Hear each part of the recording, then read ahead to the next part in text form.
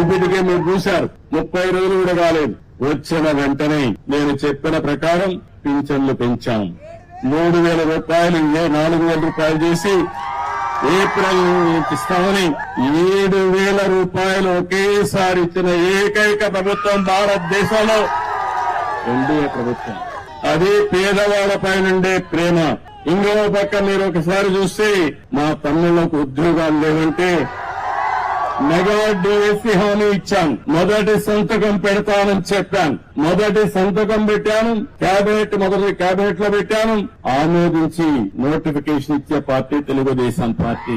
మూడోది మీ భూములన్నీ కొట్టేయాలనుకుంటే నేను ఆ రోజు హామీ ఇచ్చాను. మీరు ఏం భయపడద్దండి, ఇది ల్యాండ్ టైటిలింగ్ యాక్ట్ కాదు, ల్యాండ్ గ్రాబింగ్ యాక్ట్. ఇది జగన్ వేసిన పెద్ద స్కెచ్. ఇది దీన్ని ఇమ్మీడియట్ గా కంట్రోల్ చేస్తారు, రద్దు చేస్తానని చెప్పి రద్దు చేసి